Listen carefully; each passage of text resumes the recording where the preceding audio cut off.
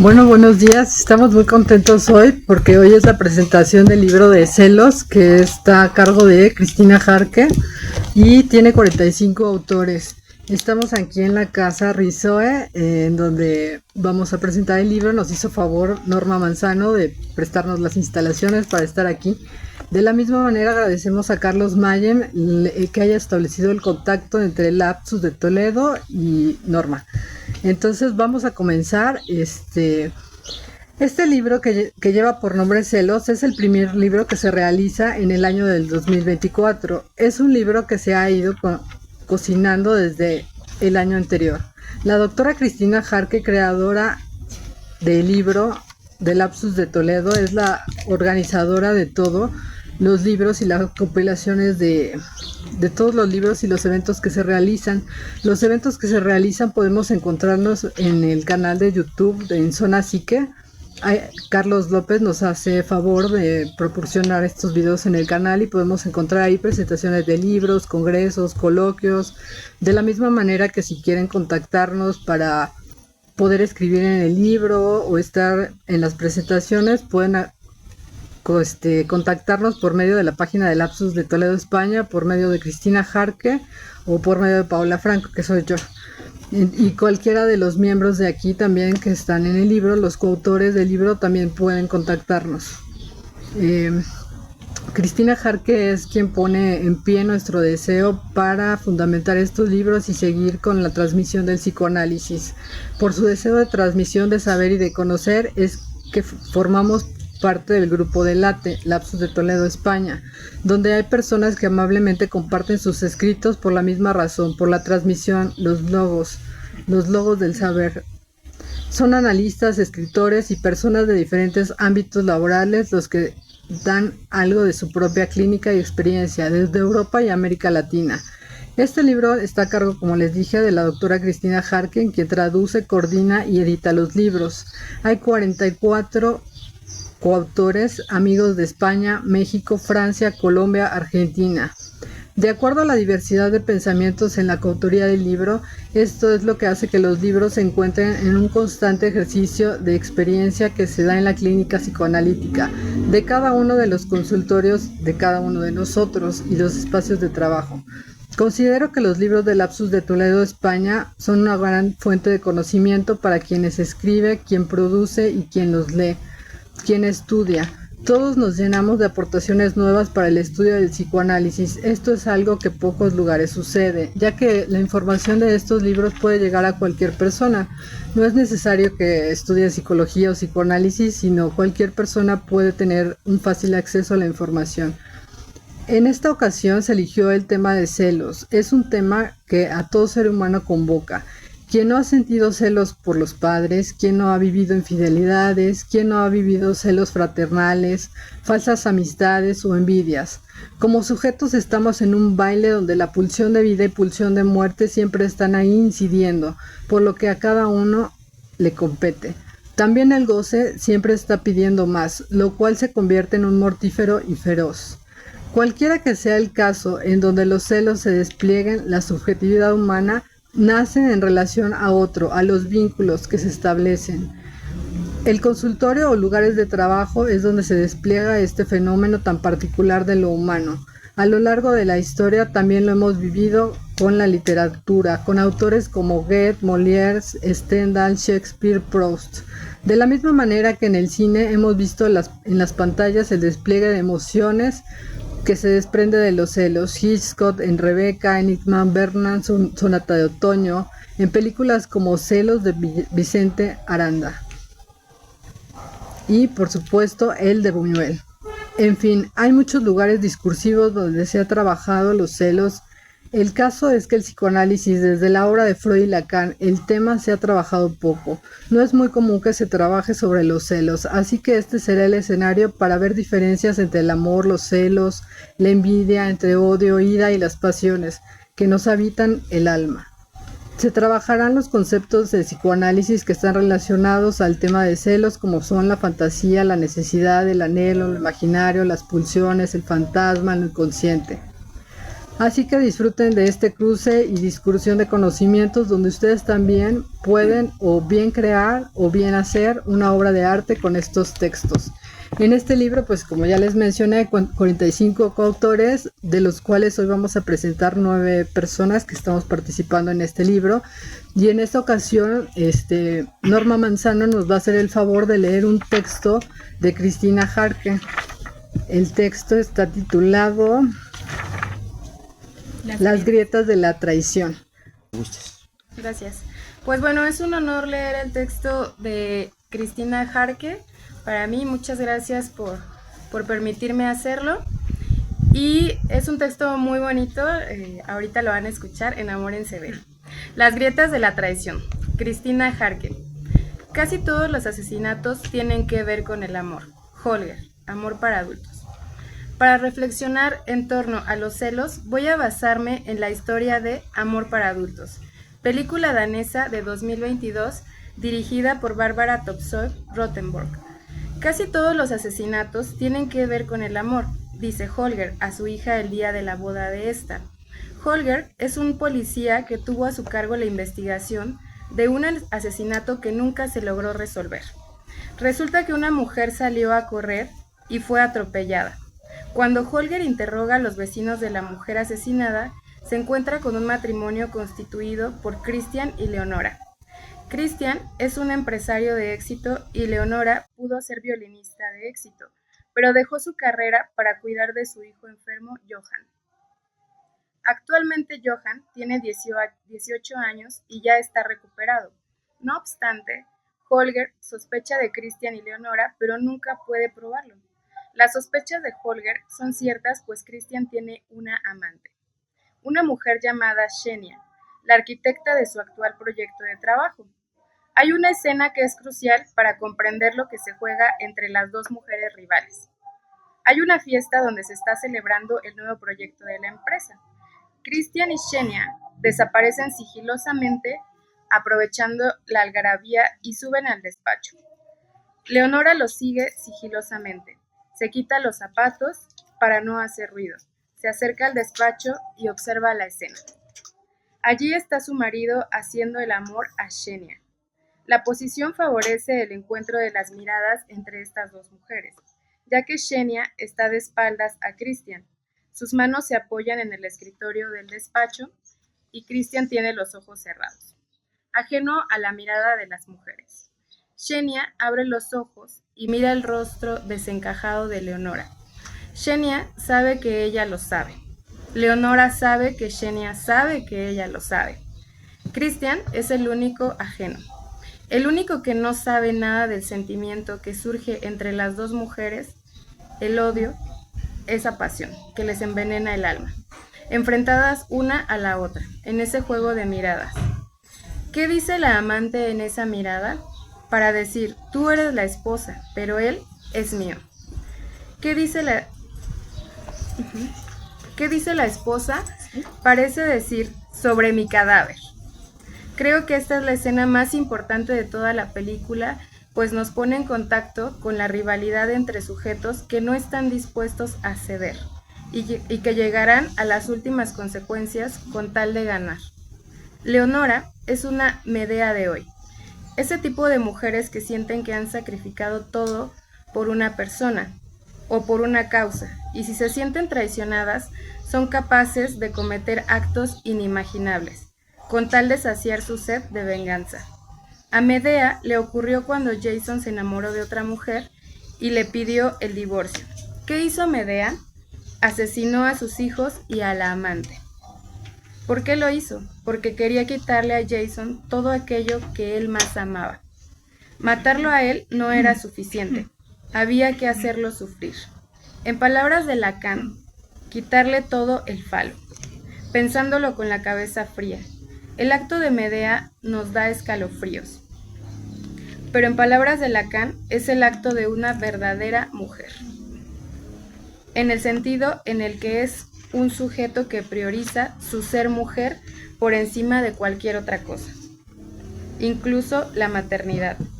Para Medea, el acto está justificado, pues es lo que merece Jason por haberla traicionado. Me hace pensar en los sujetos en posición femenina, hombres o mujeres, que hoy en día acuden a los tribunales para quitarle al cónyuge traidor la custodia de los hijos, o en esas madres que desheredan a sus hijas porque decidieron hacer su vida y no quedarse solteronas a cuidarlas. Esas son las Medeas de hoy. Leonora, la de la película, también lo es. Resulta que en su juventud tuvo un novio que se enamoró de otra mujer y ella lo empuja por un acantilado. Y ahora le vuelve a ocurrir. ¿Será por esas repeticiones inconscientes en bucle? La cuestión es que su marido se ha enamorado de otra, pero esta vez Leonora tiene motivos para chantajearlo, ya que sabe las malversaciones que hay en la empresa. Así que cuando Christian le dice que quiere el divorcio para irse con Xenia, Leonora le dice que irá a la policía y lo meterán a la cárcel.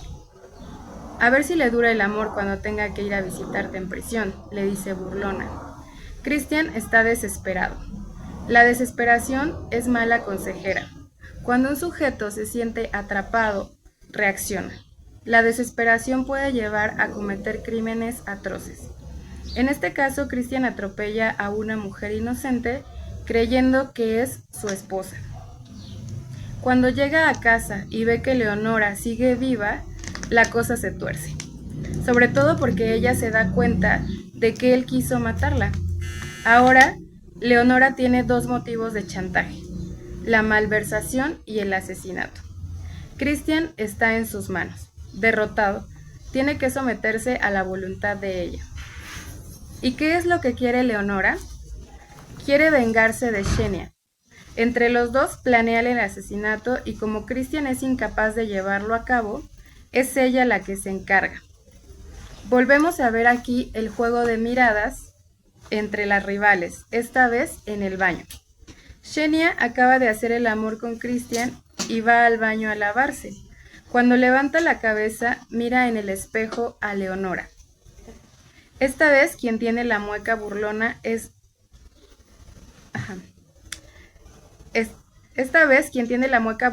Leonora. Es Leonora la que triunfa asestando una puñalada mortal a la mujer rival, que antes de morir la mira horrorizada. La clínica psicoanalítica nos enseña que, en determinadas circunstancias, ante el sentimiento de rechazo o abandono, dejan de operar los mecanismos de defensa que permiten al sujeto manejar la angustia de separación, y surge la pulsión de muerte de un modo masivo, provocando la tragedia pasional. Cuando Jason le dice a Medea que el crimen que ha cometido no lo ha liberado de su padecer, ella responde: pero es un dolor grato porque se nutre de mi venganza e impide que te rías. Quizá en esta frase está la clave del empuje de la pulsión a la venganza. Impedir que el otro se ría, impedir la burla. En esa medida, Medea encarna la ley, su propia ley, cruel y vengativa. Freud nos habla de los celos del pequeño Hans, cuando nace su hermana Ana, y la mira gozar de aquello que antaño era de él, el seno materno. Lacan, por su parte, en 1938, en Los complejos familiares en la formación del individuo, cita a San Agustín hablando de los celos feroces del hermano mayor a su hermano de leche. En el Seminario 3 de la psicosis, Lacan comenta que todo conocimiento humano, en tanto paranoico, por estructura, tiene su fuente en la dialéctica de los celos. Podemos decir entonces que los celos están presentes en todos los sujetos, pero cuando la pasión prima, surge el lugar del poder y la necesidad de ser dueños del otro. Esta necesidad de dominio y posesión se convierte en un mortal avasallamiento sobre el otro que puede terminar en la tragedia pasional. ¿Cómo evitar la tragedia? El psicoanálisis apuesta a ir desentrañando las capas de emociones y conflictos que rodean el fenómeno de los celos. Quiero mencionar la tragedia de Otelo y Desdémona, ya que la obra de William Shakespeare, Otelo, el Moro de Venecia, escrita en 1603, sirve como escenario perfecto para la exploración de los celos en su forma más extrema. En este drama atemporal, los celos consumen al protagonista, Otelo llevándolo a la locura y a la tragedia. La relación entre Otelo y Desdémona se convierte en un microcosmos de las dinámicas de poder, desconfianza y obsesión que caracterizan a los celos. Desde una perspectiva psicoanalítica, el análisis de los celos de Otelo revela la interacción compleja entre las pulsiones inconscientes, las heridas emocionales y las estructuras psicológicas que influyen en la formación de los celos.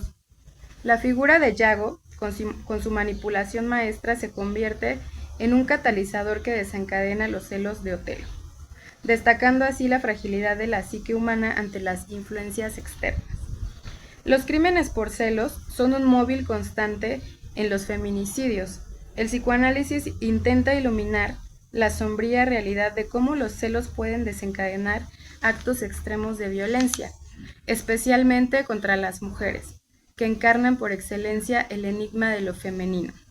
Desdémona, como víctima de los celos de Otelo, simboliza la vulnerabilidad de aquellos que son objetos de obsesiones posesivas, explorando las consecuencias trágicas de una mentalidad dominada por los celos. Termino con una reflexión. Cuando miramos a los rivales Leonora y Xenia, Medea y la amante de Jason, Otelo y Casio, no puedo evitar preguntarme, ¿acaso el sujeto celoso se siente inferior al rival que amenaza con quitarle lo que considera suyo? ¿Acaso es eso lo que no soporta?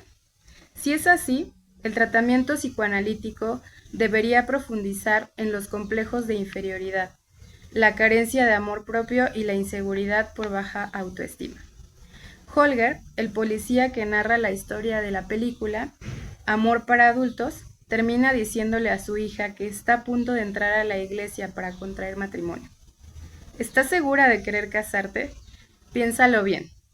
Y pues puedes estar a punto de unirte con tu futuro peor enemigo. Y yo añadiría, o con tu futuro asesino. Cristina Jarque.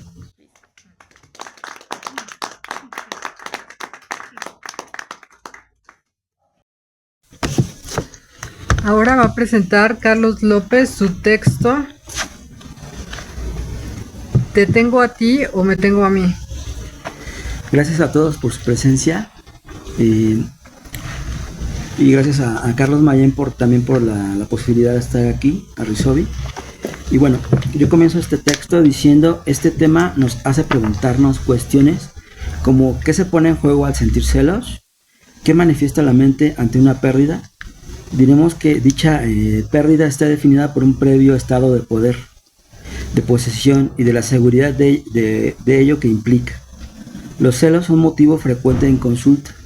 Hay diversos tipos de celos, principalmente dos grupos: los pertenecientes a la pareja y los que no, ya sean de trabajo, familia, etc. Hablando de los primeros, también los hay evidentes y patológicos, es decir, proyectados y delirantes. Todos hemos pasado por situaciones que nos han hecho sentir celos. Una sensación de angustia y posterior tristeza recorre el cuerpo, sudor frío, movimientos nerviosos, la psique se llena de inseguridad. En un diálogo interno se suele decir: algo anda mal en mí, algo hice mal. Seguramente lo voy o la voy a perder, me está siendo infiel. La mente se nubla, no hay una concentración en el presente, no hay una visualización del futuro positiva. Es pretender tener un rumbo cuando se ha perdido el cursor más importante, nosotros mismos. Ante una amenaza general, no se encuentra la certeza, hay una alarma. Todo entra en automático, en inconsciente. Comienza una película de lo que creemos que sucede, eso que nos brinda una seguridad momentánea de tener un poco de control. Y los actos cotidianos que se tiene de nuestra pareja van a estar amplificados con una lupa de la obsesión.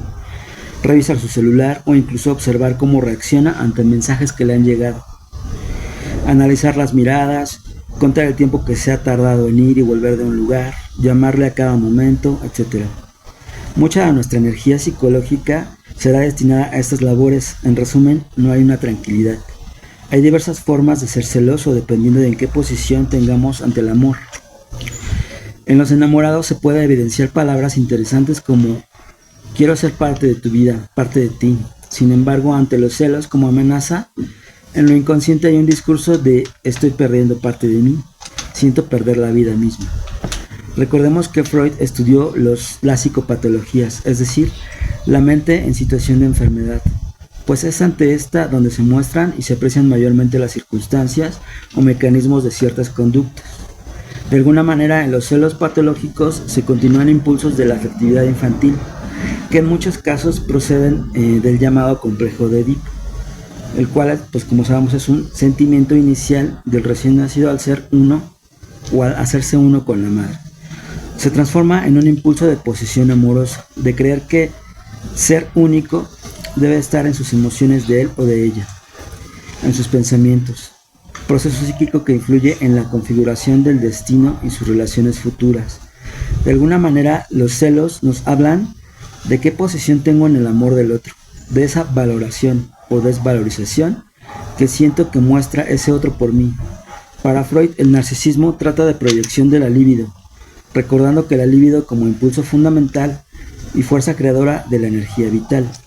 En primera instancia, el bebé tiene su libido dirigida a sí mismo, de forma precoz, denominada narcisismo primario, para luego depositarla en los objetos amor objetal y posteriormente regresarla a sí mismo como un narcisismo secundario.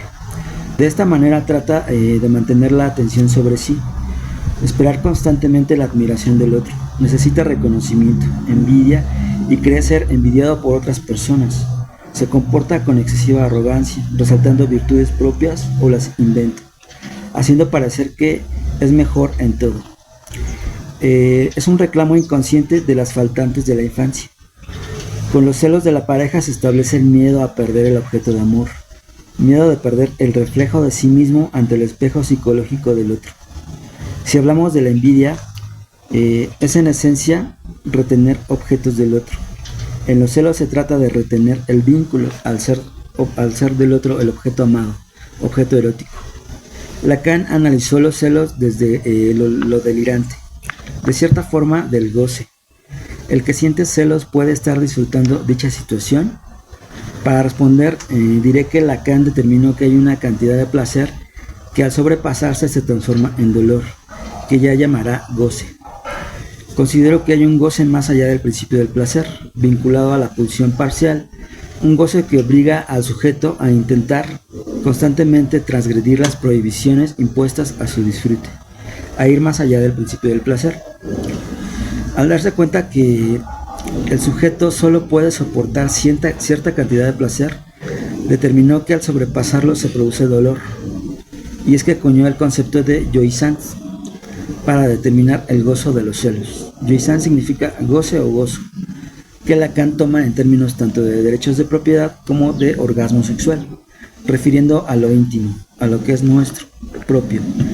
Recordemos que Lacan también relacionó el goce con el complejo de castración y con la agresión de pulsión de muerte.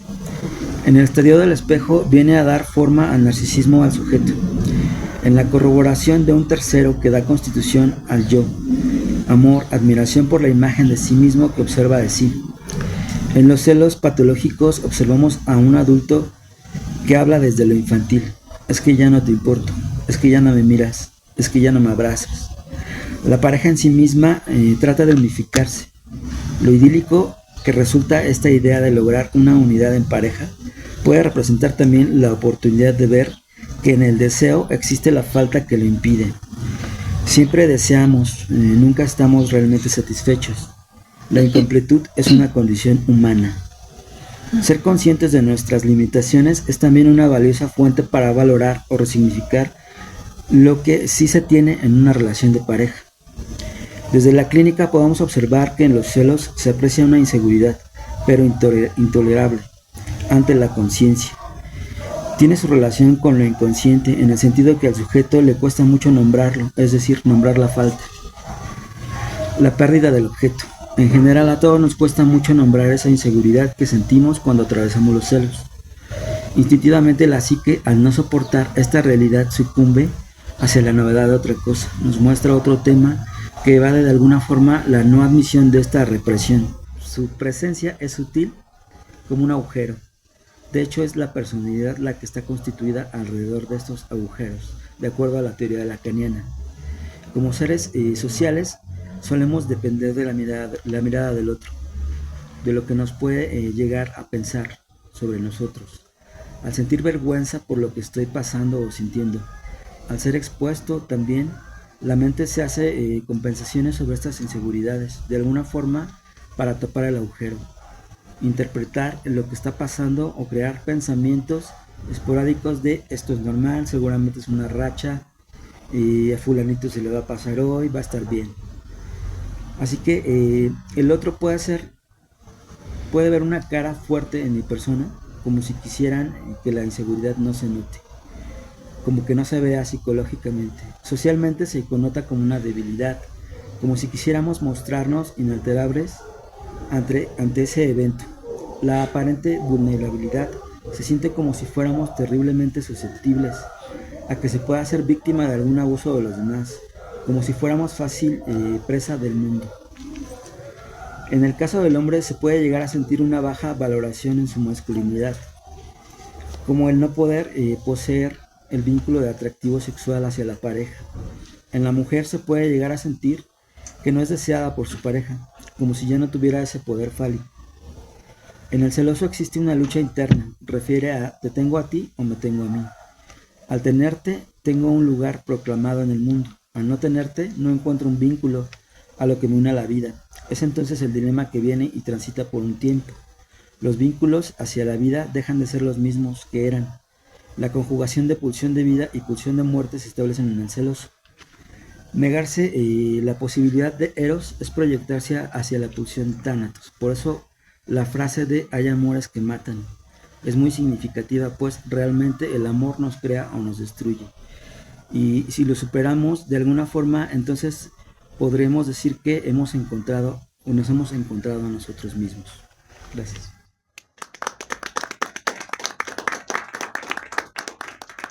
Pues primero, como decía Mauro, me da mucho gusto estar aquí con ustedes y quiero comentarlo.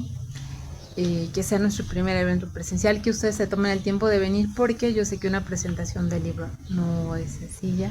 Entonces agradezco mucho pues su disposición, su escucha, su tiempo, y bueno, ojalá que podamos tener un intercambio después de que presentemos estos textos. Y bueno, como lo decía Paola, el texto se llama Todas las historias hablan de amor. Empiezo con un epígrafe, se llama Si los celos son señales de amor, es como la calentura en el hombre enfermo, que el tenerla es señal de tener vida, pero vida enferma y mal dispuesta. Miguel de Cervantes. Freud plantea que hay tres tipos de celos: los que considera de competencia o normales, los celos proyectados y celos delirantes. Para este escrito yo me ocuparé de los primeros, cuyo origen es la pérdida por un objeto de amor que se asocia con la herida narcisista, es decir, el yo no acepta el rechazo de no ser amado. La figura de la madre es el primer objeto de amor que frustra al niño al saber que no es el único y que otros pueden gozar del amor, cuidado y atención de su madre. Los celos son fundacionales. Son producto de un duelo, se intrincan con el sufrimiento que causa esta pérdida, así como la afrenta narcisista. Los sentimientos hostiles hacia quien se ve como contrincante por el objeto de amor y la autopunición que hace el yo por la pérdida amorosa. Lacan considera que los celos son una rivalidad que se instaura en la identificación primaria que puede observarse en el estadio del espejo, y que esa competencia primitiva deja una huella de tendencia agresiva que marcará las relaciones con el otro, el gran otro y el objeto. El objeto de un sujeto es el objeto del deseo de otro. En el seminario 3, Lacan menciona que todo conocimiento humano tiene su fuente en la dialéctica de los celos. La dialéctica implica la condición de que el sujeto pueda ser llevado a anular al otro, debido a que la dialéctica está sujeta a la alienación en el otro Por ello, se puede estar en riesgo de ser anulado, pues siempre está presente la imposibilidad de convivencia. Cuando Lacan retoma las Confesiones de San Agustín, vi con mis propios ojos y conocí bien a un pequeñuelo presa de los celos. No hablaba todavía y ya contemplaba, todo pálido y con una mirada envenenada, a su hermano de leche. Cierro cita. Da cuenta que el infans reacciona a la escena que le representa frustración, enojo y angustia al saber que otro puede ocupar su lugar y no es el único objeto amado para la madre. Los celos se revelan cuando se presenta un tercero en escena, y esto puede ser un hermano, el trabajo, un familiar, un amigo, cualquier cosa o situación que represente un intermediario. El sujeto que experimenta estos sentimientos se ve desplazado de la relación que es significativa para él. Quería mantener un lazo de exclusividad con el partener sin la intrusión de alguien más, y no solo siente tristeza, angustia, enojo, sino sufre porque siente que pierde el amor de aquel objeto que quiere completamente para sí. Se cela lo que se valora, lo que no se quiere perder, porque está libidinizado. Se teme que la persona que se ama le dé a otro lo que le completa. Existe el temor de perder el objeto de amor, que alguien pueda ocupar ese lugar, pero ¿qué se juega? Lo que hay en el juego es saber cuánto se le ama. Eso que se le da a otro no se le puede otorgar a él. Especialmente que el sujeto requiere que otro le reitere cuánto le importa, cuánto vale, que le dé amor. Los celosos se vuelcan en entregar el amor, y en esa condición que los deja vulnerables, expuestos a cualquier situación que les sugiera que pueden perder el amor, porque se angustian tremendamente al pensar que pueden quedar sin nada. Por ello, no pueden vivir sin quien ama. Depositaron todo fuera, que no dejaron nada para ellos. En este punto quiero compartir el caso de un analizante a quien llamaré Lola, quien es la hija mayor de 4 hermanos. Ella llegó al consultorio cuando iniciaba una nueva relación de pareja, porque, decía ella, no quería que terminara como las anteriores. Tuvimos sesiones 3 años ininterrumpidos, primero de manera presencial y posteriormente con la pandemia de manera virtual. Me dijo que todo había iniciado cuando estaba en la secundaria. Tuvo su primer novio y un día uno de sus compañeros le dijo que a él le había gustado antes su mejor amiga. En ese momento no pudo hablar, sintió que se ahogaba y no podía respirar. Terminó con su novio porque se sentía traicionada y dejó de hablarle a su mejor amiga. La pérdida de estas relaciones la hizo sufrir mucho. Durante un tiempo se aisló porque sentía que no podía confiar en nadie. La pasó muy mal. En ese tiempo no quería ir a la escuela, por ello la madre la llevó a terapia un tiempo.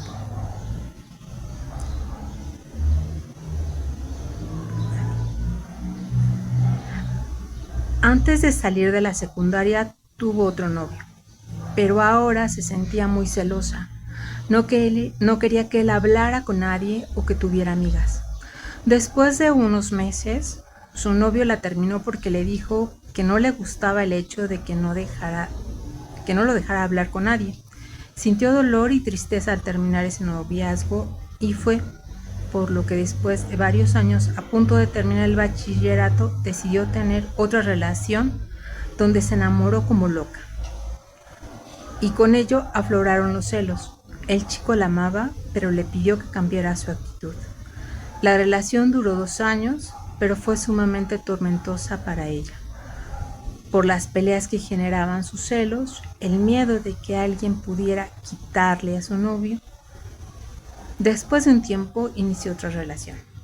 Ella se sentía insegura y cuando su novio le dijo que la dejaría si seguía celándolo, se esforzó verdaderamente por no reclamarle nada, pero pensaba, ¿por qué no le llamaba? ¿Qué estaba haciendo? ¿A dónde iba? No podía dormir, se sentía angustiada todo el tiempo. Ella necesitaba decirle lo que sentía. La relación terminó el día que no pudo más y le reclamó furiosa que no estaba con ella, que no le ponía atención, que la abandonaba, que no le hacía sentir que le importaba. Después de un tiempo de hablar de sus relaciones tormentosas y de todo el dolor que le habían causado, Lola empezó a hablar de su familia, especialmente de su madre. La madre de Menalizante se embarazó antes de que Lola cumpliera 1 año de vida. El padre no estaba de acuerdo con tener otro hijo y las abandonó. Por esa razón su madre decidió irse a trabajar a los Estados Unidos de América. Quedó al cuidado de su abuela, a quien veía como una madre. Su abuela nunca le habló de su padre. Sabía que tenía un hermano menor, que en sus fantasías infantiles decía que su hermano se había llevado lejos a su mamá. Él era el responsable de que su madre no estaba con ella. Cuando tenía 7 u 8 años, la madre regresó, pero para ella era una extraña. Además, no tenía claro que era su madre, tampoco entendió por qué no la había llevado con ella. La madre tuvo otra pareja y 2 hijos más.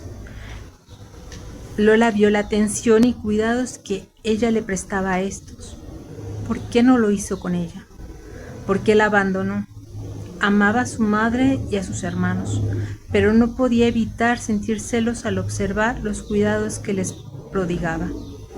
Llegó a culparlos de travesuras para que los regañara, que la madre los castigara y que ella quedara como la que sí se portaba bien, la que merecía atención, la que merecía ser amada.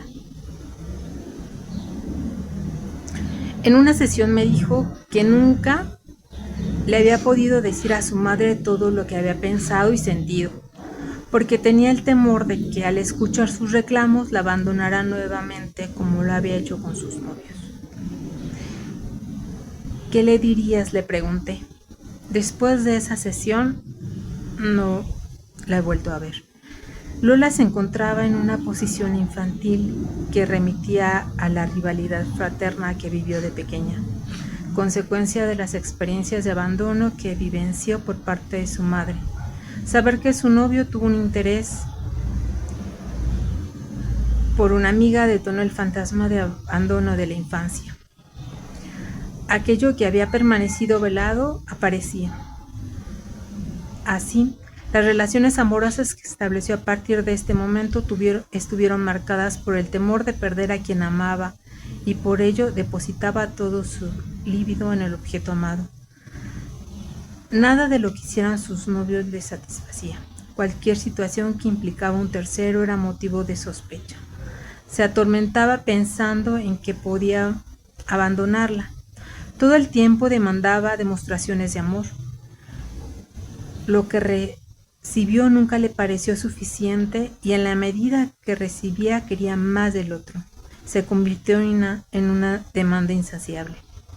Las mismas preguntas que no tuvieron respuesta cuando era niña las formulaba en las relaciones que estableció posteriormente, buscando una respuesta que aquellos hombres no podían darle.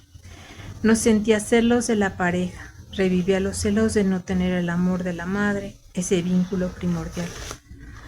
Los celos producto de una identificación en ese primer duelo encontraban una satisfacción en esta repetición.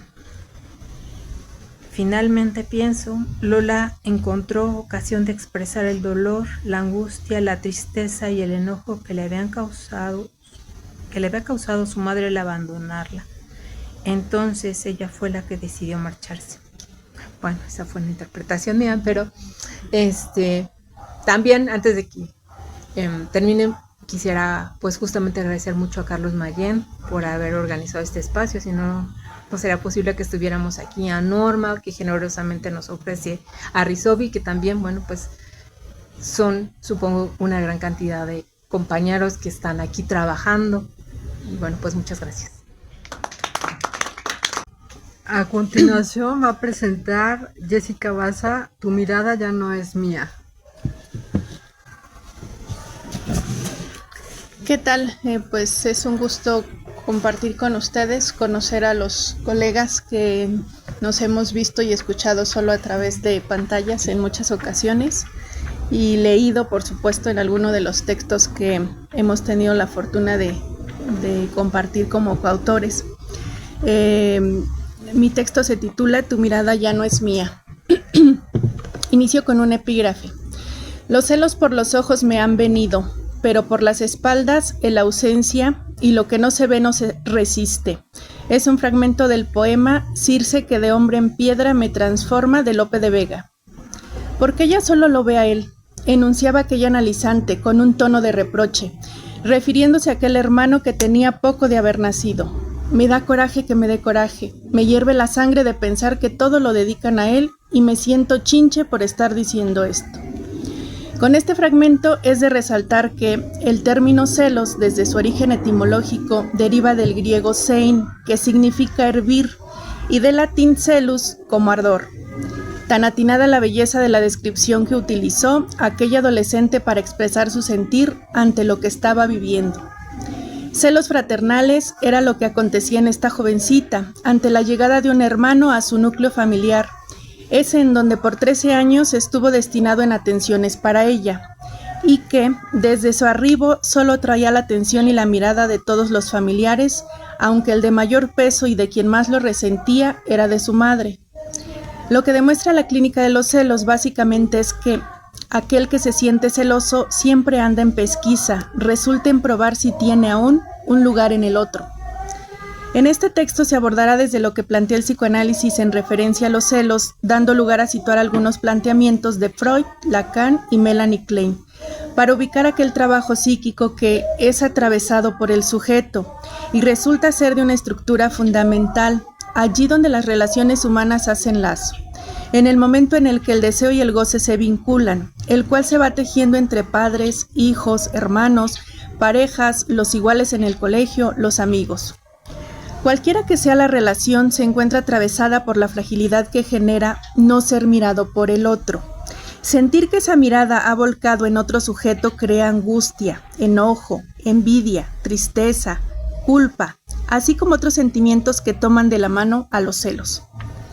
En diferentes fragmentos de la historia, así como en diversas civilizaciones, se puede dar cuenta de la presencia de los celos entre hermanos y de las narraciones trágicas que hay entre ellos, al derivar en su mayoría en muertes, rivalidades, traiciones, conspiraciones. Se enuncian algunos ejemplos que han marcado una enseñanza ante su trama. Para el cristianismo, por ejemplo, en el Génesis, dentro de la Biblia, relata cómo Caín mató a Abel con la característica principal de la envidia y celos hacia su hermano. Para la mitología griega muestra cómo Medea mató a Psirto, su hermano, para ayudar a Jason a escapar tras conseguir el vellocino de oro. Con los romanos, la historia conocida sobre los gemelos en donde Rómulo mató a Remo, quien fuera cofundador de Roma, la razón retó su autoridad. En lo cotidiano, la dimensión es llevada al día a día, donde en la escucha con los analizantes hay vidas llenas de desdicha, de sufrimiento, de angustia por la preferencia hacia uno de los hermanos, por ser el más obediente, el estudioso, el simpático, el bien parecido, aquel que siempre obedece a mamá o a papá, el que se la pasa enfermo y necesita la atención de los cuidadores, etc. Algunos adultos comunican que toda su vida han creído que quieren más a alguno de sus hermanos. Entonces, la sombra de un hermano que nubla la mirada de los padres hacia algún preferido hace eco en la existencia de aquellos hijos celosos. El sentimiento que se genera en el desarrollo de los celos va unido con la exclusión y a una herida narcisista, porque el otro se vuelve incierto al no estar completo, y en el sujeto surge ubicar que no era todo para él, hay alguien más y un intruso ha llegado a ocupar ese lugar que creía suyo. Ya Lacan ponía un ejemplo claro respecto a que un infans, aun cuando no tenga la capacidad de hablar y expresar de forma tácita su sentir, se vive celoso de aquel hermano que ahora toma el elixir materno.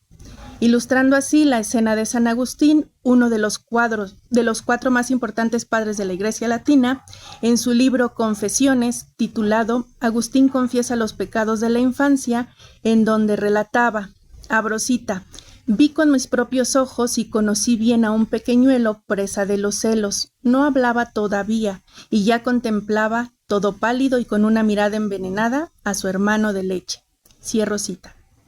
Resulta valioso remarcar y ubicar que los diferentes tiempos en donde queda atravesada la llegada del intruso a la vida de algún hermano, tomando intruso de lo que más adelante se abordará como complejo de intrusión, el estar marcados por la palabra o no, implica una simbolización distinta, no más significativa una que otra, por la diversidad de la etapa en la que se presente, pero sí con rumbos distintos. Aquel infans que aún no puede expresar esa rabia, ese enojo u hostilidad, su posibilidad de simbolizar ese acontecimiento se ve impedido tan solo en alguna parte. Sin embargo, tampoco quiere decir que no se manifiesta. Diversas formas existen de ello. Desde la enuresis, encopresis, conductas agresivas de manera activa con el hermano en cuestión, como pellizcos, mordeduras, jalones de cabello, de orejas, incluso una agresión pasiva con muestras excesivas de cariño, con abrazos asfixiantes o aplastantes. Situaciones que pueden compararse con el reino animal cuando una cría que ha sido nacida antes aparta, aplasta, tira del nido a los huevos o propiamente los otros críos, derivando de un tema de supervivencia. Por otro lado, el hecho de presentarse en pleno Edipo o bien en la adolescencia, como es el caso de aquella analizante que de inicio se habló, la cual hacía referencia a que le hervía la sangre, pero a la vez se sentía chinche por el nacimiento de un hermano y quien se encontraba atravesando el momento de la configuración de la identificación sexual, la elección del objeto de amor, junto con el acceso a la genitalidad. El análisis por medio de la palabra le brindaba una forma distinta de asimilarse y actuar ante ese acontecimiento, lo cual significaba podría tomar un rumbo encaminado a reconducir los afectos atenuando su intensidad. Lacan propuso los complejos familiares en la formación del individuo, como aquellos que organizarían el aparato psíquico del niño. En primer lugar, ubicó el complejo de destete, ubicado como ese momento de crisis psíquica al final de la lactancia materna. El segundo es el complejo de intrusión, el cual aludía a los celos fraternos. Su enseñanza señala que el ser humano realiza una identificación mental con aquel intruso, y el último de ellos es el de Edipo. Durante este escrito se ha mencionado que los celos pueden ir acompañados de algunos otros sentimientos. La autora Melanie Klein presenta la diferencia en su texto de 1957, Envidia y gratitud. Abro cita, la envidia es el sentimiento enojoso contra otra persona que posee o goza de algo deseable, siendo el impulso envidioso el de quitárselo o dañarlo.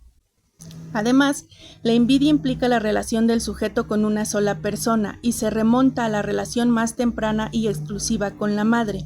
Cierro cita. Por el contrario, abro cita, los celos están basados sobre la envidia, pero comprenden una relación de por lo menos dos personas y conciernen principalmente al amor que el sujeto siente que le es debido y le ha sido quitado o está en peligro de serlo por su rival. Cierro cita. Resultan polos opuestos que a la vez se enlazan. En la envidia, el sujeto cree que no tiene nada, y en los celos percibe que ya tuvo algo, pero le fue arrebatado. Durante se entiende que no se da por elección vivenciarlo. ¿Qué más quisiera el celoso que no estarlo? Como la analizante citada, diciendo, me da coraje que me dé coraje, refiriéndose a los celos que manifiesta sentir. Porque esos sentimientos y deseos horribles que surgen con algún hermano o hermana crean un feroz sentimiento de culpa. Al poder verbalizarlos y producir eco, se elabora un proceso distinto. Ya Sigmund Freud abordaba que, de forma imprescindible, los celos provocan incertidumbre, sufrimiento y padecimientos en general de manera ineludible, al ser parte de una estructuración psíquica, afirmando así en su texto en 1922, sobre algunos mecanismos neuróticos en los celos, la paranoia y la homosexualidad, abro cita, los celos como la tristeza cuentan entre aquellos estados afectivos que hemos de considerar normales, cierro cita. refiriéndose a lo normativo y a la parte neurótica, aparecen ante la más mínima confrontación con la duda. Allí donde no se sabe si se es amado o no, aparece la castración, haciendo débil esa mirada que sugería cierta seguridad, que se creía tener para sí, se difumina a la llegada de un nuevo miembro de la familia. Freud denuncia lo siguiente, abro cita, la intensidad de esas emociones celosas, tenacidad con que permanecen adheridas, la magnitud de su influjo sobre el desarrollo posterior, no cambia mucho las cosas que el niño siga siendo el preferido de la madre. Las exigencias de amor de los niños no tienen medida, exigen exclusividad, no admiten ser compartidas. Cierro cita. Entonces sucede que en una edad adulta se puede ubicar todas estas formas de actuar en el sujeto celoso. Las relaciones sociales que el adulto afronte van a basarse en la aprensión imaginaria del otro. El ojo y la mirada poseen aquí un papel categórico. El sujeto es privado de un objeto imaginario cuya posesión le permitiría cumplir con lo ideal. Para finalizar, preguntaría, ¿qué hay detrás de los celos respecto a la mirada? Unos ojos que miran fulminantes como los que muestra San Agustín, mientras que la mirada de ese otro genera el engaño de que no falta nada, de una completud, con la consecuencia de que, si esto es así, entonces yo soy lo excluido. Muchas gracias.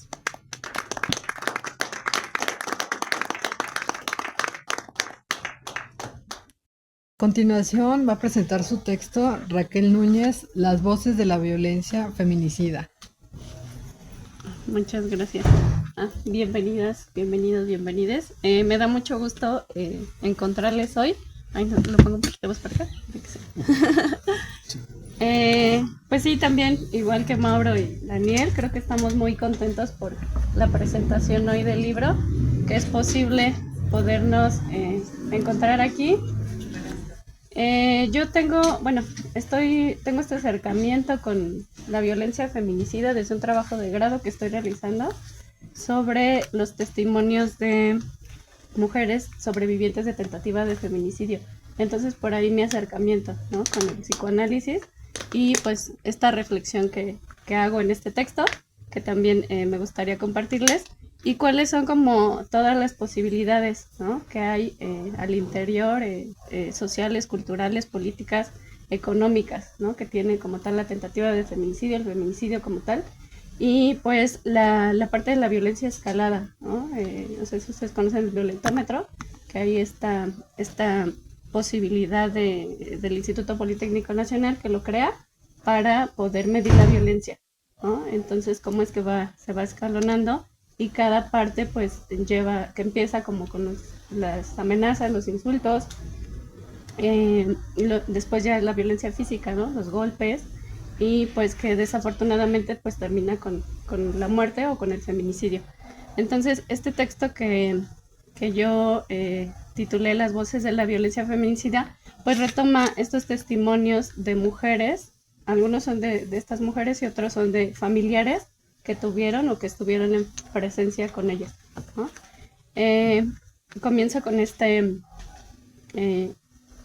parafraseando a Marcela Lagarde, que dice: para las feministas, cada mujer es la causa del feminismo, cada mujer tiene el derecho autoproclamado a tener derechos, recursos y condiciones para desarrollarse y vivir en democracia, cada mujer tiene el derecho a vivir en libertad y a gozar de la vida.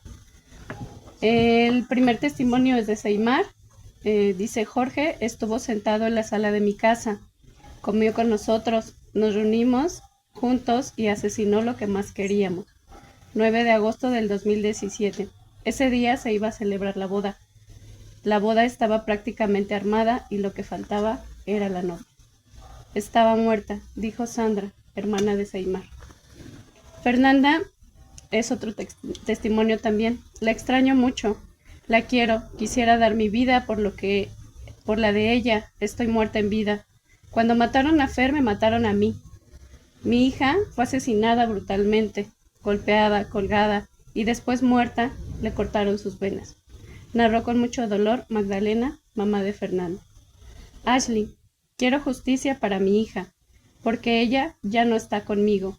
Ashley ya no puede pedir justicia. La pidió, yo creo que la imploró cuando la maltrataron, cuando la estaban matando. y no lo hicieron, no tuvieron compasión por mi hija. Silvia, mamá de Ashley. Testimonios de madres y hermanas que piden justicia por el feminicidio de sus hijas y hermanas. El feminicidio, la palabra acuñada por Marcela Lagarde en México bajo el contexto de la ola de mujeres asesinadas en la ciudad Juárez, fenómeno que inició hace 30 años y que es conocido como las muertas de Juárez. Para definir los crímenes de odio hacia las mujeres que, a diferencia del feminicidio, incorporan la responsabilidad del Estado y revisa las condiciones históricas que permiten que una sociedad sea tolerante a prácticas que atentan contra la vida de las mujeres. La política y antropóloga mexicana es uno de los mayores referentes feministas en Latinoamérica y es reconocida internacionalmente por los aportes en la construcción del derecho humano a una vida libre de violencia. La antropóloga argentina Rita Segato afirma que los feminicidios se repiten porque se muestran como un espectáculo y explica que se reproduce porque se repite y se analiza, se buscan detalles sin ningún cuidado para el mimetismo que produce en la gente. La violencia de género es primera escuela de todas las otras formas de violencia. Esta es violencia de género extrema.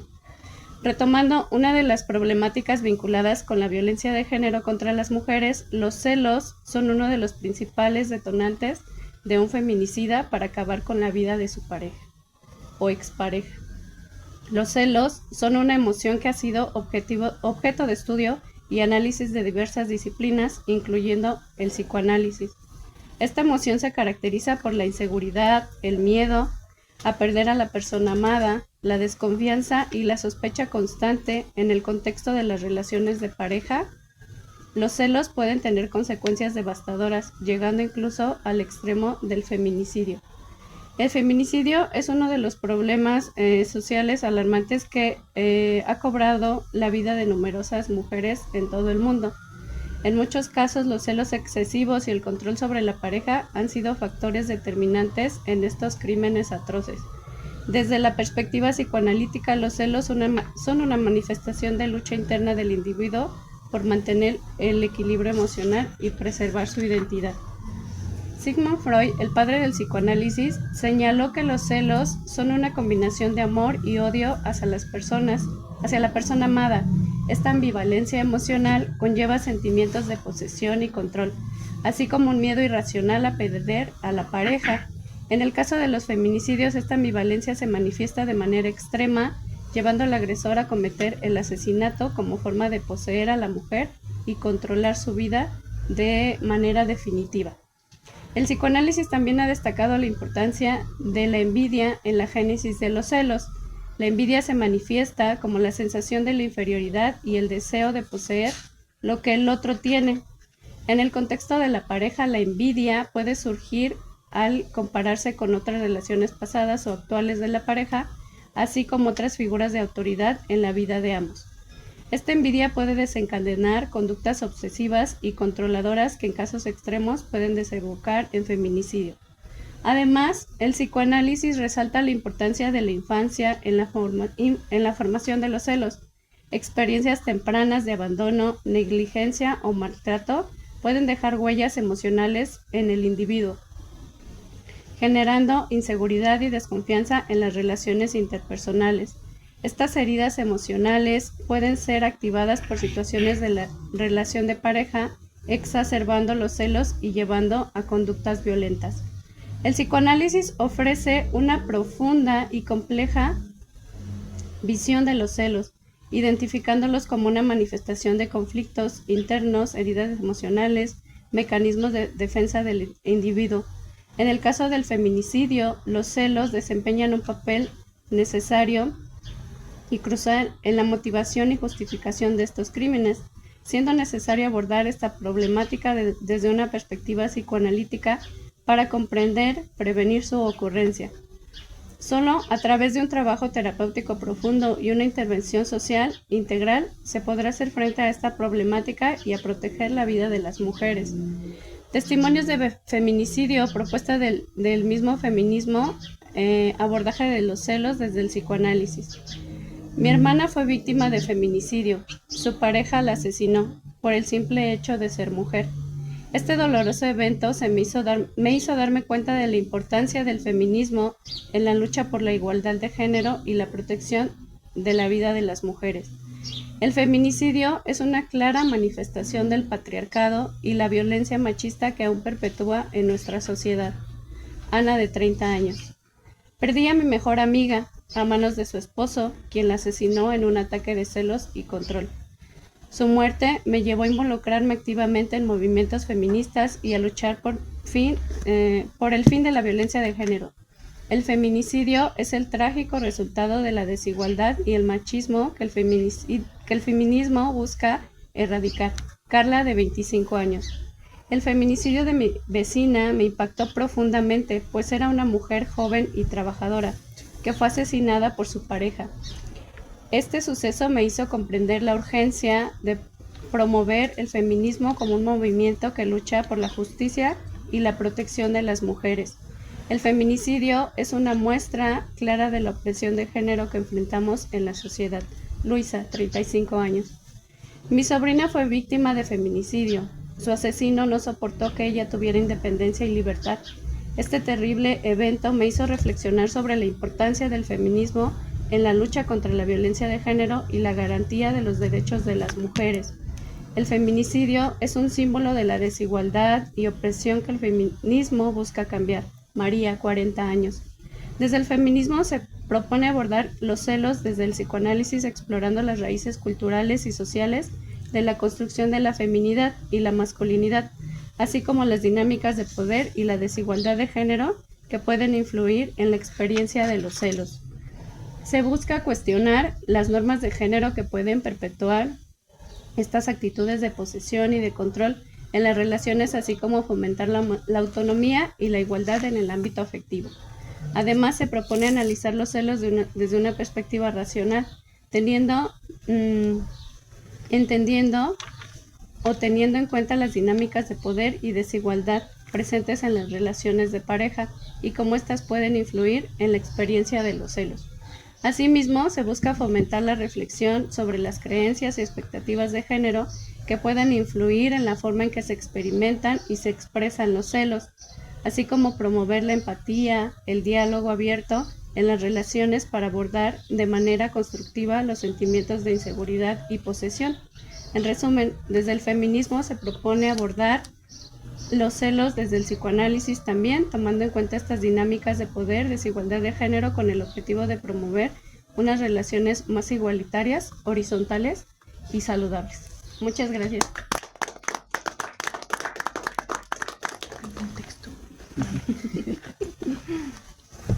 Y bueno, enseguida vamos a presentar a Paula Franco. Su texto se titula «Existe un posicionamiento subjetivo frente a los celos».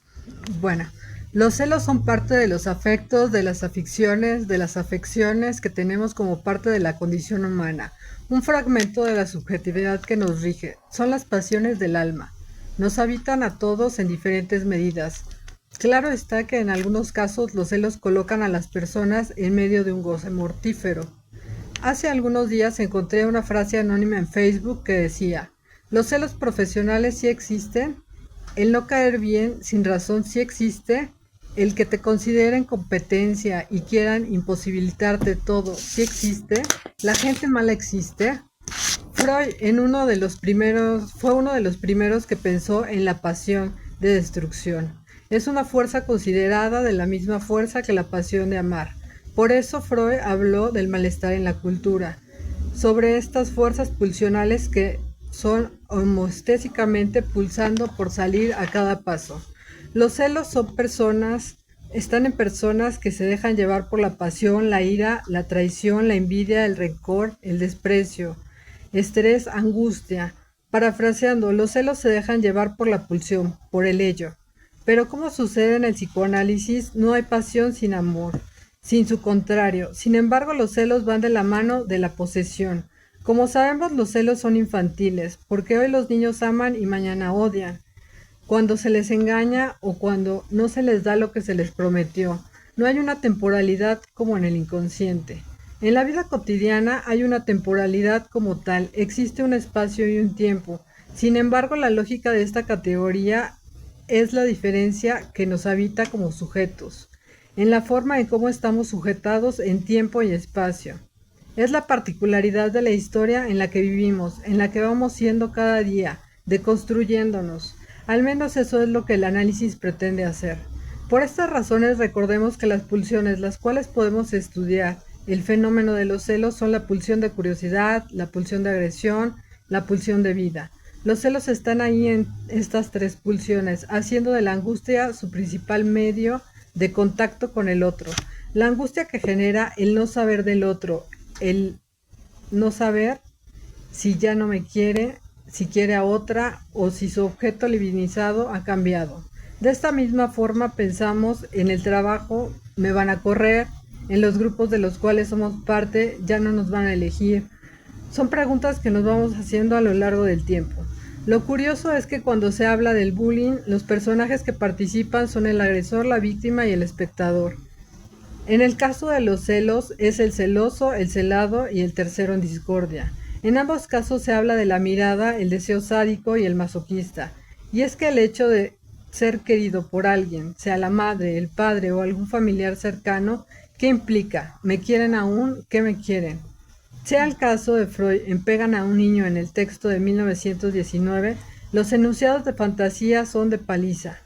El padre pega a un niño, a lo que agrega Freud, el padre pega al niño que odia. Yo soy el niño azotado por el padre.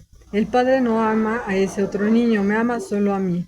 Estas fantasías las podemos leer en tanto están inscritas en el lenguaje y esto nos enseña cómo somos queridos y qué es lo que la mirada del otro nos provee, dirigida hacia cierta posición en referencia a nuestra personalidad. Los caminos por los cuales nos demuestran que somos queridos no son los caminos que más nos gustarían, sin embargo, eso es lo que hay en las relaciones que tenemos en la vida cotidiana. Las cosas se complican cuando existe la posición de objeto, como aquellos que dicen, esa mujer es mía, ese hombre solo es para mí, este es mi grupo de músicos o este es mi grupo de política. Como sabemos, en las personas existe un deseo de posesión, de poseer al otro como si fuera un objeto, y eso fue lo que hizo que Medea perdiera todo, porque Jasón era su hombre. Casos en la historia hay muchos, e historias de desamor hay más. Era el dilema porque peleaba Caín y Abel. ¿A quién eligió Dios de ellos dos? Como decía el filósofo pesimista Schopenhauer, un enamorado lo mismo puede llegar a ser cómico que trágico. Los celos son inseguros, inventan mundos posibles donde existe un mundo lleno de peligro. Se siente poco valorado. El celoso se cree que su valor se lo da a otro porque ha puesto todas sus expectativas en ese vínculo sin darse cuenta que se fueron perdiendo a ellos mismos. El celoso vive en lo imaginado, ideando escenas donde el otro lo lastima en una posición sádica masoquista, en muchas ocasiones. El celoso pide pruebas de amor y la pareja termina cediendo a dar lo que el otro pide como prueba de amor. El problema surge cuando le piden cada vez más, y es ese más cuando se dan los crímenes pasionales o las segregaciones en los trabajos. Y es que el tercero siempre será el comprensivo, el mejor, el más querido. Será en el cual se plasman todas las fantasías y los fantasmas que no se han trabajado, que han sido fomentadas en lo imaginario de cada persona. Estas fantasías imaginarias infantiles de mi padre quiere más a él que a mí, le van dando cuerpo a lo que será el fantasma, el cual no se traspasa, sino más bien el fantasma nos acompaña durante toda la vida. No podemos atravesarlo, pero en el análisis sí podemos aprender a advertirlo.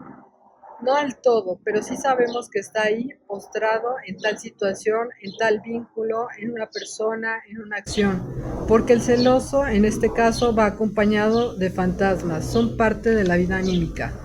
Cuando las personas quieren poseer, no son compartidos, se desbordan, porque esa persona capte toda su atención, que sea lo primero en su vida. Así la otra persona se convierte en un objeto con el cual puede quitar o poner. Se desborda el registro del amor, de la metáfora, de lo simbólico, para quedar solo con un imaginario y fantasioso. Así en algunos casos llega a lo real, donde ya no hay nada más que fantasmas y velos. El celoso pide esa exclusividad que pasa del amor al poder dar, al solo pedir, al exigir, tratando al celado como un objeto de su poder. Esto se convierte en celo, rivalidad y poder que solo arrastra al goce. Como decía Freud, en la primera forma de lo celoso es la competitividad o la rivalidad, la segunda es la proyección y la tercera es la versánica. Su primera aparición de los celos está en la escena edípica. Por el lado de Freud, por el lado de Lacan, me gusta más retomar la relación del objeto, la cual ya implicaría un sujeto y una posición, una elección frente a la ética subjetiva y particular de cada uno. Porque creo que los analistas podemos hacer más de este lado de la posición de una libidinización de un objeto o con los vínculos de esta posición activa o posición mujer a partir de la ética del bien decir, como lo marca el psicoanálisis. Tengo por cierto que las personas toman una posición frente a este fenómeno que la abruman. Podrán hacer algo con este mal que las y los habita, tomando por lugar activo la posición femenina, que es la pregunta por algo. Podrán conseguir una posición ética con lo cual ellos puedan estar más cerca de las cosas y sentimientos y emociones que los habitan, advertidos por sus deseos, gustos, por sus elecciones de diferentes formas.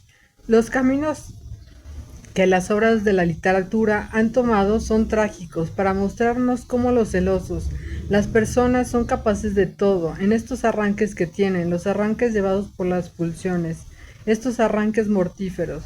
Podemos ver diferentes casos con diferentes formas de concluir las historias, que van desde la despersonalización, desde matar a alguien, cometer pasaje al acto, sintomatizar. En la adolescencia podemos acompañar más a la muerte, ya que sucede un momento donde el narcisismo aún no está consolidado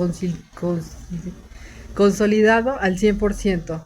El narcisismo es una parte que diviniza los objetos, los erotiza. En el caso del celoso, los celosos narcisistas invisten a la persona misma, como lo marca Freud en el narcisismo en 1914. Y entonces este fenómeno se vuelve agresividad, culpa, tortura. Las personas se quedan atrapadas en un vínculo sadomasoquista fantasmático, como podemos verlos en obras de la literatura de Masoch o de Sade. La otra parte que juega más como objeto fetiche son las obras de Proust, por lo que se quedan en el impasse. Si vemos la película de él, de Luis Buñuel, los celos, los pensamientos obsesivos llegan al personaje principal a la despersonalización total. En la película de Los amantes de Vicente Aranda podemos ver un hombre en medio de dos mujeres también. Vicky Cristina y Barcelona, obsesión. Podemos ver cómo un padre irrumpe en el noviazgo de dos hijas y una mujer. También podemos ver películas como en Recursos Humanos, El método, peleas por tener el puesto más exitoso, el mejor lugar de la empresa. Sobre algunos mecanismos neuróticos nos dice Freud. También podemos encontrar sobre los celos.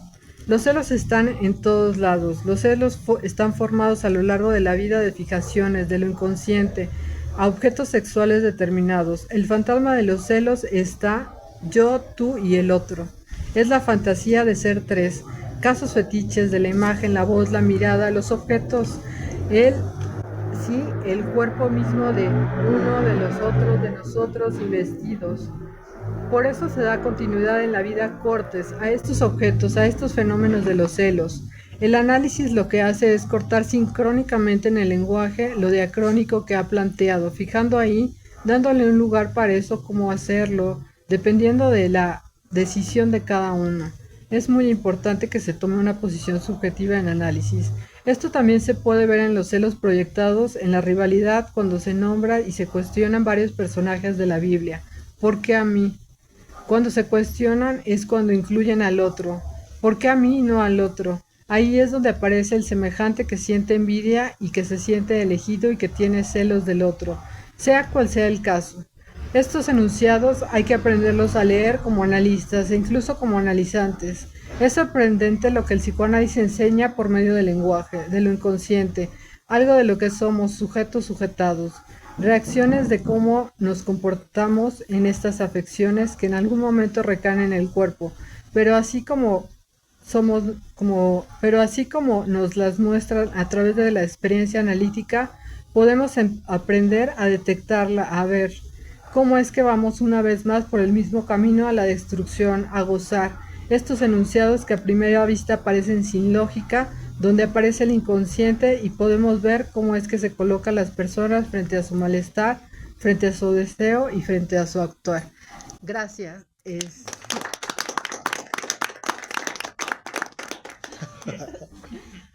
Pues bueno, continuando con los textos que incluye este libro de celos, voy a leer el mío, que aparece aquí, que lleva como nombre Celos y lazos familiares.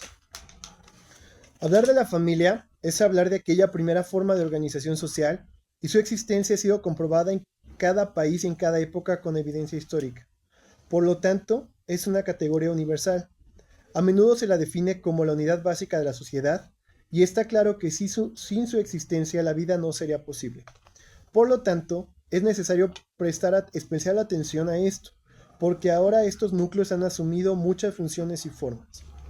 Una de las más grandes tradiciones mexicanas, porque a la fecha sigue siendo solo eso, es que la familia debe estar siempre unida en las buenas y en las malas, que son esas personas las que nunca te dejan solo y que al final del día son solo ellas las que van a estar para ti.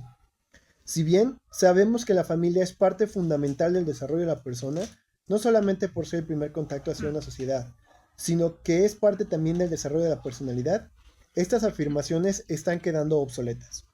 Contrariamente a la creencia popular o tradición, como lo he mencionado, el parentesco de ningún modo garantiza nuestro posible cariño, participación, empatía o admiración por cualquier persona en particular, así sea nuestro padre o nuestro tío.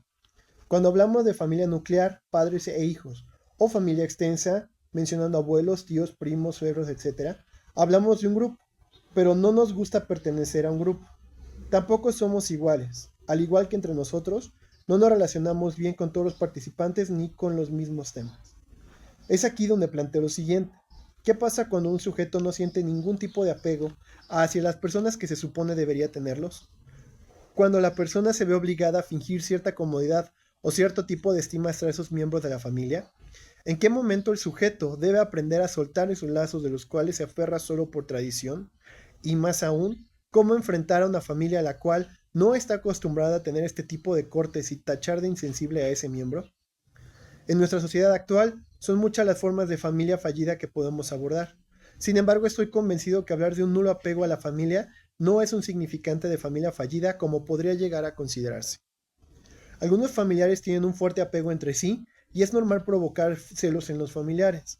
Hay que recordar que el parentesco, mencionando ser familia, significa que compartimos espacio y actividades con otras personas de forma muy estrecha, a veces desde el nacimiento. Esto a menudo da como resultado una serie de conexiones que pueden ser muy apretadas, pero no siempre simétricas. Dice Lacan en su ensayo de la familia que ésta instaura una continuidad psíquica entre las generaciones cuya causalidad es de orden mental. Los modos de organización de esa autoridad familiar, las leyes de su transmisión, los conceptos de descendencia y de parentesco que comportan, las leyes de la herencia y de la sucesión que se combinan con ellos, y por último, sus relaciones íntimas con las leyes del matrimonio, enmarañan y oscurecen las relaciones psicológicas. Nos enfrentamos a una realidad totalmente opuesta a lo que Lacan planteaba en 1938. Ya no hay una continuidad del orden mental entre las generaciones familiares.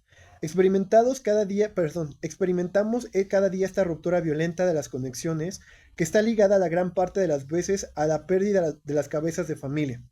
Los que normalmente vienen a ser aquellas personas fundadoras de la casa, que buscan la sana convivencia de sus hijos, la cual se pierde al estar ellos ausentes, y muchas veces hay integrantes de la familia que por necedad o por querer seguir presentando una imagen ante la sociedad, de seguir siendo una sola unidad, buscan la manera de unir esas partes, que ya no son capaces de volver a estar juntas en lugar de buscar paz y tranquilidad para sí mismos y prefieren cargar un peso de una familia que ya no es correspondido, que se conforman con pocas muestras de luz una o dos veces, ignorando que esa luz ya no está encendida ni volverá a estarlo. Aquí planteo que hay varios factores externos que juegan un papel importante en la persona en seguir aferrándose a cosas inexistentes, como promesas no cumplidas y miedos al fracaso. Considero que poder soltar en lugar de aferrarse es lo que mejor puede beneficiar al sujeto, independientemente de la situación, Esto lo estoy aterrizando a lo familiar, pero puede ser aplicable a lo laboral, lo sentimental y en general a cualquier tipo de relaciones que no deberían de ser sostenibles solo porque es necesario o porque así lo marca la sociedad. Los celos son una emoción. Al igual que los celos, es una emoción similar pero no igual. Cuando veo que alguien más posee algo que yo no tengo o no deseo, me pongo celoso porque me doy cuenta que mi valor disminuye por mi falta de posesión a esa cosa. Esto puede provocar un intenso resentimiento o violencia hacia otras personas que lo padecen. Los celos son una emoción que aparece cuando veo a alguien amando a una tercera persona que solo debería amarme a mí, lo que me hace sentir muy inseguro y frustrado. Dentro de la estructura familiar, como cualquier otra cosa que puedes compartir con estos, los celos pueden estar presentes, en algún integrante puede experimentar este tipo de falta en cuanto a la posición de aquello que mi familiar tiene. Puede incluso ser algo emocional, por ejemplo, ser feliz. E intentan excusarse con que su vida es completa con el simple hecho de tener algo material, o creerse mejor que otro integrante de la familia. Creo yo que los celos no deberían intervenir en cualquier miembro del núcleo y afectar el lazo. Sin embargo, sucede. Y es aquí donde también considero que la importancia de esos lazos no debe estar marcada simplemente por el hecho de existir. Los lazos familiares deben tener la importancia que cada sujeto les quiera dar, y esa importancia debe ser recíproca, no por tradición de respetar a los mayores, o porque es tu hermano, o simplemente por tener un lazo sanguíneo. Esa reciprocidad viene de muchas cosas: la aceptación, el respeto, el genuino interés en la otra persona y en la admiración mutua. Cuando estas cosas no se dan en la familia, este lazo es insostenible. Sí, es cierto, hay lazos fuera de lo familiar que pueden llegar a ser mucho más fuertes que los lazos familiares. Cada lazo se construye de diferentes elementos que constituyen al sujeto y que pueden encontrarse fuera del núcleo familiar. No debe ser causa de escándalo o de rechazo, simplemente debe dejarse ser, y en ningún momento cuestionar como cada forma diferente de pensar. Poner en tela de juicio la forma de pensar del miembro de la familia podría considerarse como violencia familiar. La familia tradicional ya no existe. Los lazos familiares basados en esa ideología poco a poco se están deshaciendo con cada familia cuyo pensamiento cerrado aleja a sus miembros. Y por más que las personas pretendan que esto no existe, es una realidad que día con día es más marcada. Sin embargo, eso no significa que sea algo malo o que afecte la calidad de vida del individuo. Nadie es responsable de la felicidad de su familia. Eres responsable de tu felicidad. No debes cargar con la responsabilidad de sostener lazos familiares que no existen con personas con las que casi no compartes nada más allá de lo sanguíneo y los apellidos. Lo que nos corresponde a cada uno es vivir con aquello que nos dé la tranquilidad que en un mundo tan acelerado pareciera difícil de encontrar. Muchas gracias. Agradecemos a Daniela Arismendi por su participación. Ahora va a pasar Mauro Cruz. Va a presentarnos su texto. Hola, buenas tardes. La verdad es que me da muchísimo gusto estar en el evento de la presentación del libro, porque además es nuestro primer evento presencial. Hemos trabajado mucho tiempo, años de hecho, ¿no? Hemos publicado varios libros, tenemos varias actividades, ¿no? De manera muy intensa durante la pandemia. Y esta es la primera oportunidad que tenemos de reunirnos para hacer una actividad del ATE de manera presencial, y eso me llena mucho de alegría, y saber que ustedes se tomaron el tiempo de venir para escuchar algo de lo que podemos compartirles, pues también me da mucho gusto. Así que bienvenidas, bienvenidos. Y ahora les comparto algo de lo que escribí para esta ocasión, ¿no? Que tiene que ver con este libro, más allá de una lectura. Voy a tomar algunas cosas de las presentaciones de los libros, ¿no? De las presentaciones que encuentran en la parte inicial del libro y de algunos de los trabajos, ¿no? Espero que eso anime a su lectura. Bueno, una de las primeras cosas que se dice en las presentaciones y que me agrada bastante es como una reinterpretación de algo de Freud, es esto: que nadie me estorbe en el amor.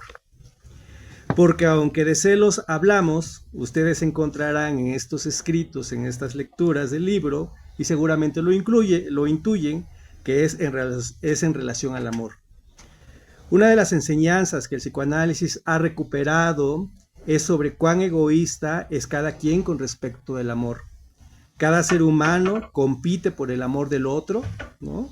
El otro en sus diferentes rostros, y el gran otro, ese otro que plantea Lacan con O mayúscula. En la infancia, apuntó Freud, fuimos alguna vez Su Majestad el bebé. Pero alguien o algo vino a arrojarnos de ese trono, haciéndonos probar las amarguras del hecho de sabernos excluidos, desplazados. Tras la conceptualización freudiana de la constitución de la psique y de las vicisitudes del complejo de Edipo, el psicoanálisis ha indagado sobre los resortes psíquicos de los celos.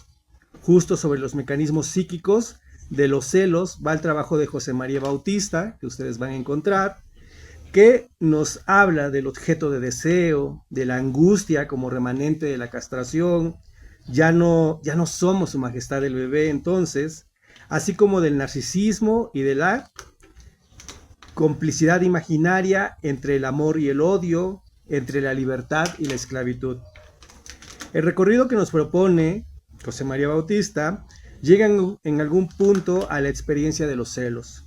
Él recupera cuestionamientos dolorosos que aparecen en el quehacer clínico. ¿Por qué no me quiere a mí?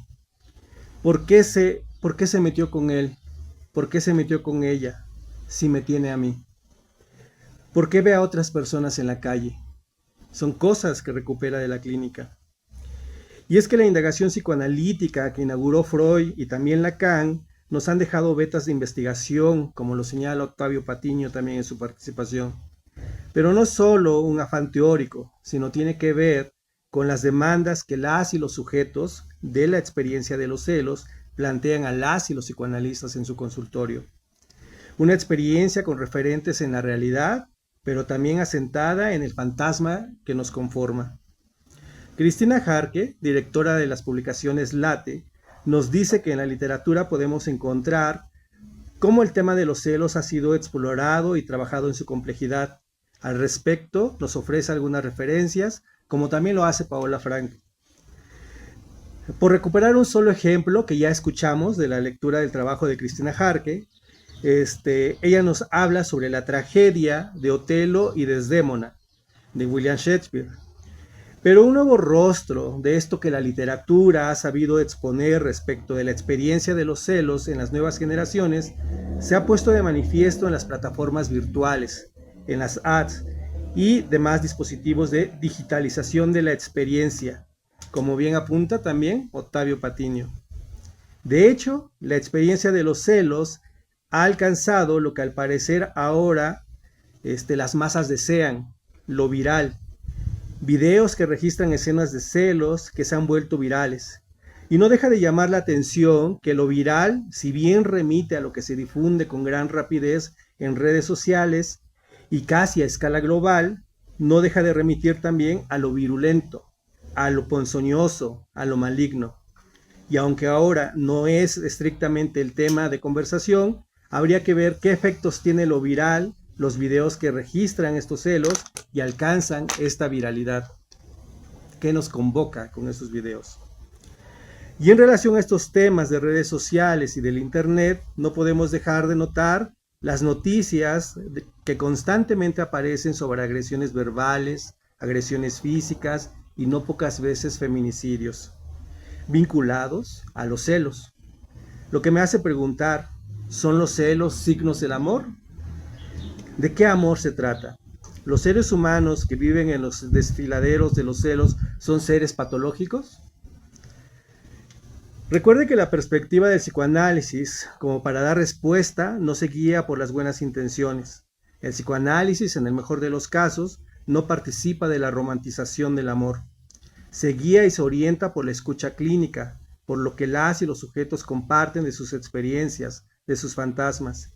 He ahí la capacidad teórica del psicoanálisis. En ese sentido, Mariela Flores plantea preguntas y algunas conjeturas. Nos dirá que el sujeto, a través de los celos, busca constatar que tiene un lugar en el otro, ese otro con O mayúscula. Su planteamiento está forjado en 5 tiempos. El primero ya anunciado, ¿no? El de que buscamos constatar que tenemos un lugar en ese otro. En el segundo, nos lleva al complejo de Edipo freudiano, para dar cuenta de 3 posiciones: el celoso, el celado y el rival. Nos dice así que los celos se estructuran a partir del Edipo. Pero con Lacan nos introduce un cambio, pues ya no solo son 3, sino 4: el celoso, el celado, el rival y el falo. Para decirnos que lo que hace operar las primeras 3 posiciones es aquello que buscan poseer, pero que no tienen, justo, el falo. Y así nos lleva al tercero, para decirnos que a través del amor se inscribe el engaño que encierra la dialéctica de ser o tener el falo. El engaño sostiene al amor, nos dice Mariela Flores, porque amado y amante nunca se complementan. La idea de completud, ustedes lo podrán leer, nos acerca a la psicosis, donde además querer ser el uno con el otro anula la diferencia. La idea de una posesión absoluta lo que produce es la aniquilación del otro. En el erotismo, el cuarto tiempo que nos presenta Mariela, nos señala la transgresión de los cuerpos, lo que Bataille dice, la plena confusión de 2 seres. Y entonces, la certeza, el quinto de sus tiempos, donde el celoso pide la fidelidad del otro, de un amor incondicional, de un amor hasta la muerte. No se quiere saber nada de la castración cuando somos arrojados del trono. No se quiere saber nada de la falta ni de la falta de ese otro con mayúscula. Para constatar hasta la certeza, he ahí la psicosis, que el amor y la fidelidad, para constatar hasta la certeza, el amor y la fidelidad del otro. Cada uno de los trabajos que aparecen en este libro valen muchísimo la pena por sí mismos, y me gustaría recuperar lo que hay en todos estos trabajos que están, pero justo hay que asumir la incompletud, la falta. No quiero terminar esta participación, esta presentación del libro, sin al menos nombrar el planteamiento de Jorge Gómez Mancera. Él dice que si bien el psicoanálisis no se ocupa de la celotipia como un elemento taxonómico y diagnóstico, nos plantea que hablará de la celotipia como este comportamiento celotípico masculino para decirnos que se trata de un mecanismo de control y abuso hacia las mujeres, donde se pide y se construye a la mujer en cómo ser, en cómo se producen los celos de la mujer, para que la hombría, ¿no? Para que la hombría quede resguardada por ciertos códigos sociales respecto de los celos de las mujeres y los celos en los hombres, ¿no? Esta producción social de los celos en las posiciones masculinas y esta producción social de los celos en la posición femenina. Y ahora que puedan leer el trabajo de Jorge Mancera, ustedes van a poder ver lo pertinente de su planteamiento. Les agradezco mucho. Esto terminado, no sé si alguien guste alguna pregunta para alguien o para cerrar también, algo que gusten preguntar. A mí me gustaría hacer una pregunta. Por ejemplo, ahorita en esta segunda participación escuchaba un poco también cómo los celos pueden llevar a una postura de goce, ¿no? Y pensándolo como más allá del principio del placer, yo quisiera hacer la pregunta si, por ejemplo, en los celos se podría jugar algún tipo de placer, es decir, como si pudiera sentirse placer al experimentar celos. La sensación de placer que él llamará goce en los celos, que denomina tal cual como Joy Sanz, ¿no? Este concepto nos determina que de alguna forma no es raya ya más en lo patológico, ¿verdad? Significa que de alguna manera queremos vernos en la mirada del otro, queremos ser parte de ese otro, sí, porque también Lacan nombra que es una imposibilidad ser uno con el otro. Eso es una imposibilidad y dice que de esa imposibilidad también dentro del análisis podemos determinar las ventajas o los puntos asertivos de la pareja. O sea que no en los celos solamente vemos lo negativo, por así decirlo, y es una obsesión dentro del celoso, ¿no? Ver solamente todo lo negativo y como les decía en mi texto, incluso hasta hay gente que cuenta el tiempo, ¿no? Oye, ¿cuánto te tardaste? Siempre te tardas media hora y ahora te tardaste más, ¿no? ¿O por qué miraste así a la que nos atendió? O sea, esas cuestiones que pasábamos desapercibidas en el celoso se amplifican. Y esa lupa es totalmente una muestra de lo inconsciente, ¿no? Bueno, yo con eso terminaría la... Construido, porque es complicado para mí, ¿sí me explico? Construir la pregunta, pero digo, esta parte que la escribí para no errar, dice, ¿cómo encuentras esa parte social y cómo la trabajas cuando incluso, espero no decir una blasfemia a los celos, hay celos sin mostrarse celos? No sé si les ha tocado ver en alguna ocasión que se está dando el escenario de los celos, pero nadie dice nada. Entonces están las dos hermanas con el papá, y el papá tiene su preferida y tiene a su otra hija que también la ama, pero que no se le iluminan los ojos cuando la mira. Entonces dentro de la mente de la que no se ilumina hay una cierta aceptación, porque es evidente. Entonces tú lo ves y dices, es que yo no soy su consentida, ya estoy aquí, llegué temprano, traje todo lo que se necesitaba, pero él no está feliz porque no ha llegado X persona, ¿no? Entonces son esas tres partes que comentaba, ¿no? Y eso escribí. Entonces digo, ¿cómo existe esa parte donde nadie destruye la relación? Porque una lo acepta y la otra no se da cuenta. Entonces una vive para servir y la otra solo vive. ¿Sí me explico? ¿Qué tan patológico es esa parte? Porque dices tú, no pasa nada aparentemente. No sé, lo he visto incluso hasta, por ejemplo, ahorita que hablaban de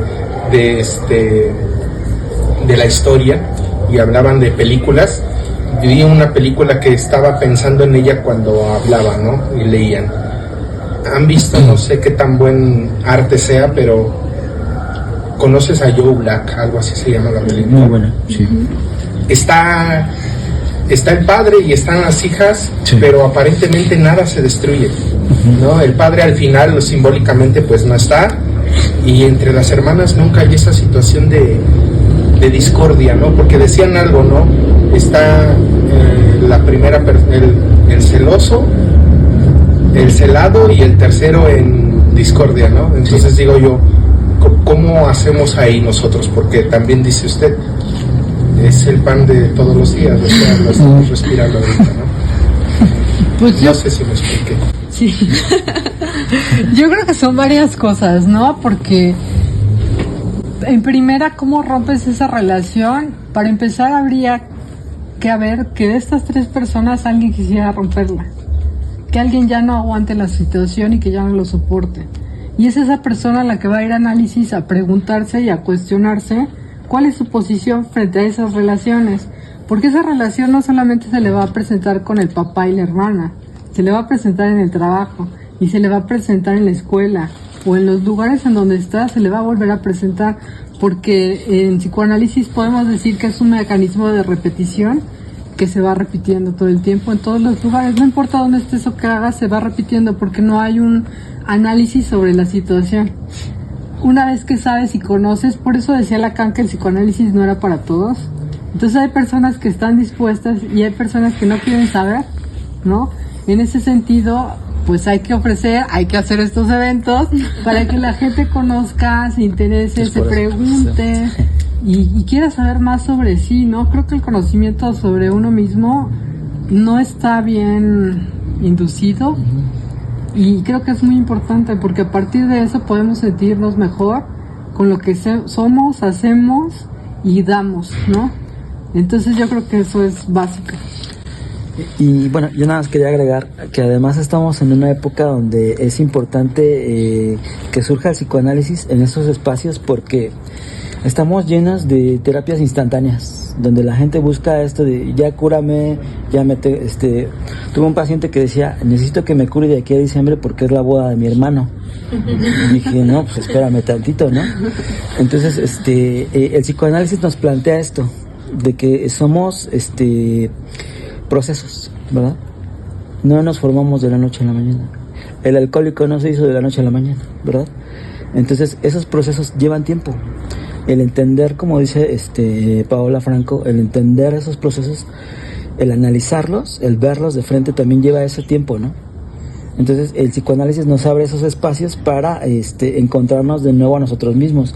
Recordando aquí, por ejemplo, el oráculo de Delfos, de los griegos, ¿no? Decía, conócete a ti mismo y conocerás al universo y a los dioses, ¿no? Gracias. ¿Alguien más quiere participar de la mesa o de allá o de...?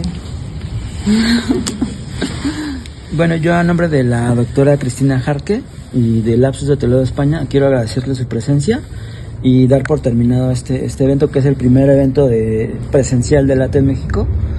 Y pues gracias por su presencia, y también a todos los que nos van a ver por internet, gracias. Y bueno, Paola, no sé si quieres dar un mensaje final.